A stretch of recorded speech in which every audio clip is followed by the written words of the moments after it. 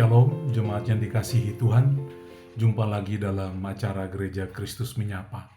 Sebelum kita merenungkan firman Tuhan, mari terlebih dahulu kita berdoa. Bapa di surga, kami mengucap syukur untuk hari baru Tuhan berikan kepada kami. Saat ini kami akan merenungkan firman Tuhan. Roh Kudus memberikan penerangan dalam hati kami, supaya kami mengerti kehendak-Mu. Dalam nama Tuhan Yesus Kristus kami berdoa. Amin. Jemaat yang dikasihi Tuhan, firman Tuhan kita pada pagi hari ini terambil dari 2 Petrus pasal 2 ayat 4 sampai dengan ayat 10. Saya bacakan bunyinya demikian.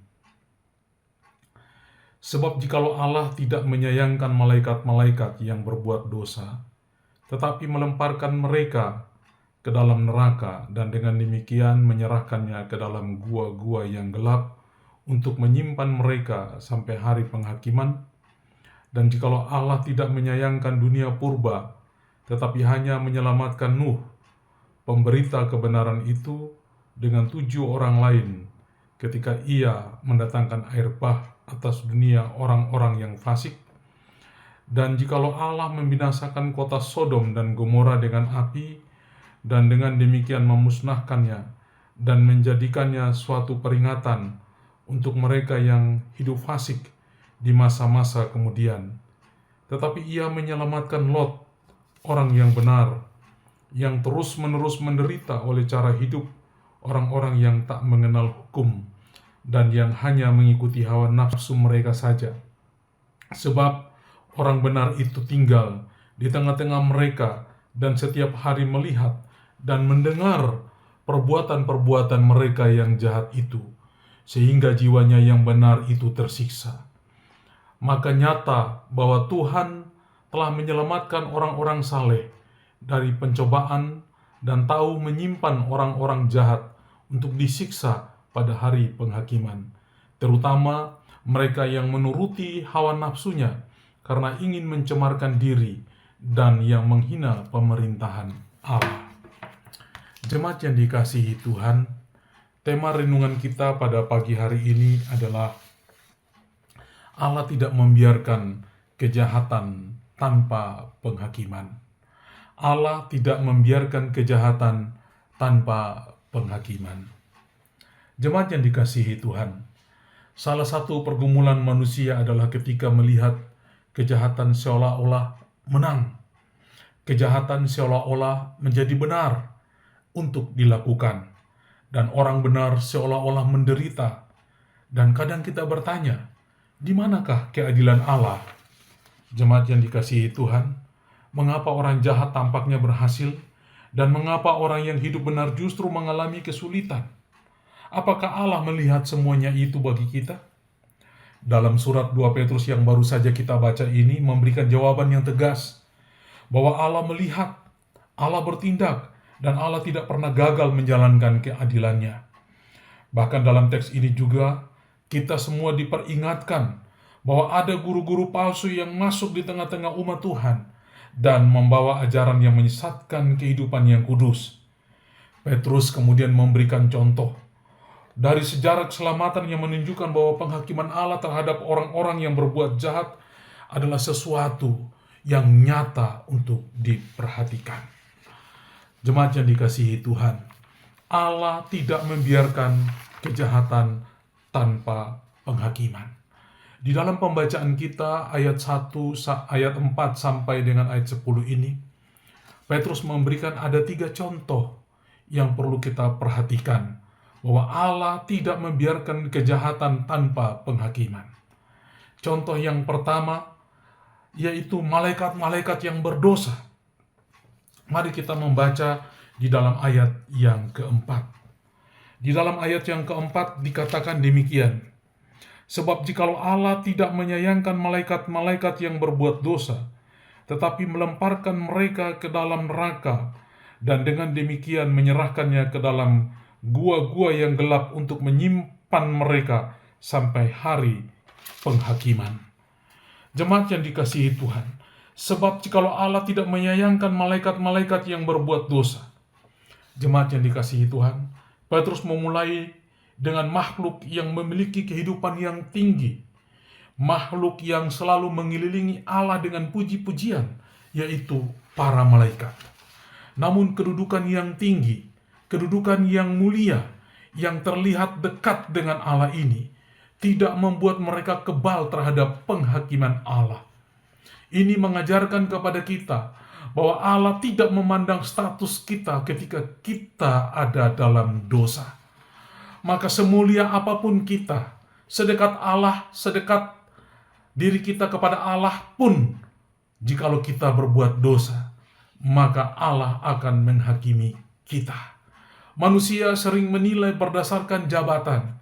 Manusia sering menilai berdasarkan kekayaan, popularitas, pendidikan, pengaruh, kedudukan sosial, tanpa melihat hati dan perbuatan Allah dalam kehidupannya. Maka tidak ada posisi yang cukup tinggi untuk membuat seseorang berada di atas hukuman Allah.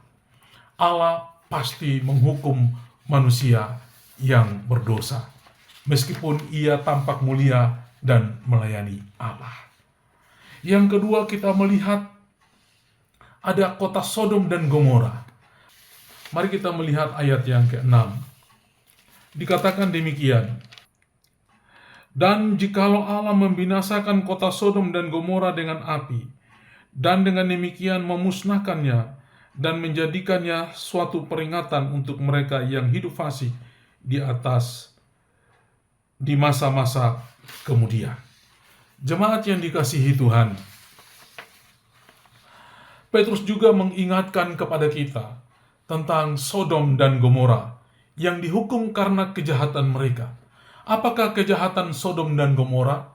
Dosa percabulan, dosa perzinahan, dosa keserakahan, dan berbagai-bagai macam kejahatan yang dibuat untuk melawan Allah.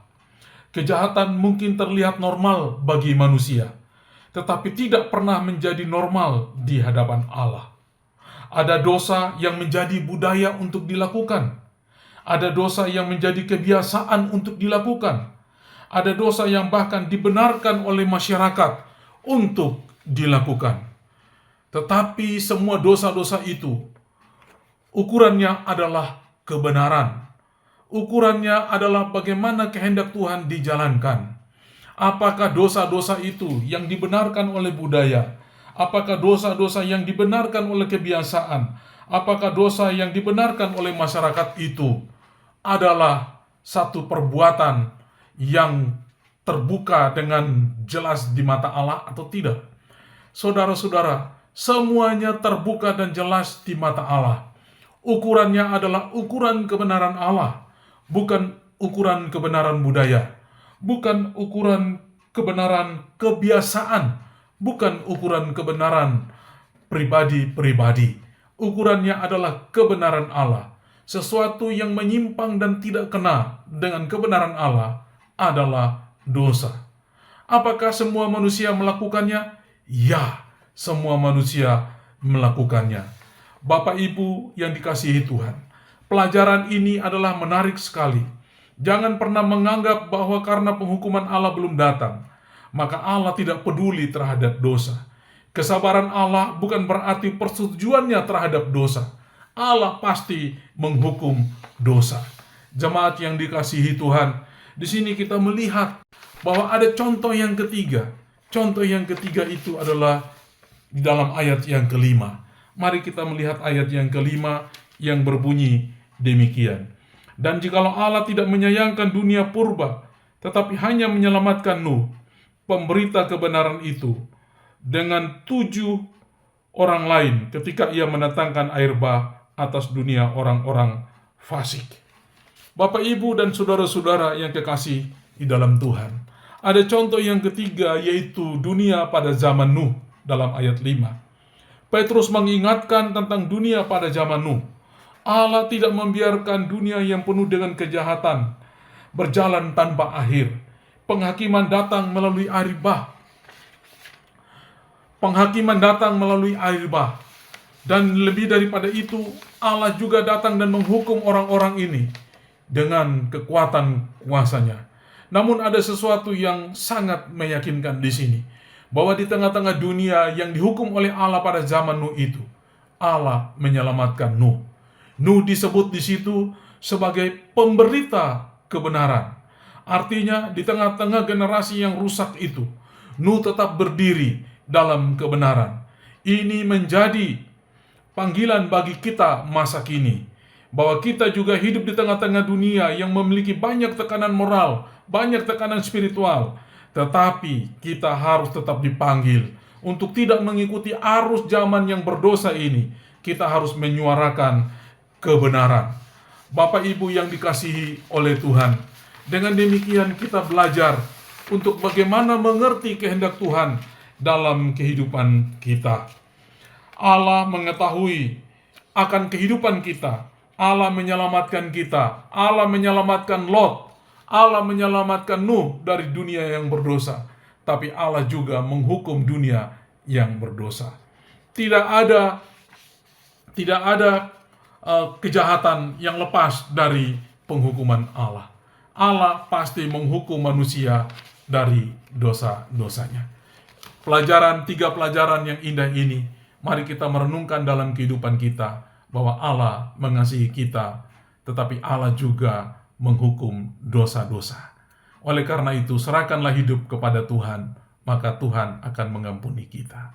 Tuhan Yesus memberkati. Amin. Mari kita berdoa. Bapa di surga, kami bersyukur untuk firman Tuhan pada pagi hari ini. Kami diberikan contoh bahwa Allah menyatakan keadilannya melalui penghukuman terhadap dosa yang dilakukan oleh manusia. Petrus memberikan 3 contoh yang menarik, yaitu contoh malaikat-malaikat yang hidup dekat dengan Allah, tapi ketika berdosa, Allah menghukum. Dan kami juga melihat akan contoh yang lain, yaitu dunia di sekitar Nabi Nuh, bahwa pada waktu itu dunia penuh dengan kejahatan, namun dunia dihancurkan, dunia dihukum oleh Allah, tetapi Nuh diselamatkan. Demikian juga dengan kota Sodom dan Gomora. Allah menghukum Sodom dan Gomora, tetapi Allah menyelamatkan Lot. Kasih dan penghakiman keadilan Allah nyata bagi kami semua.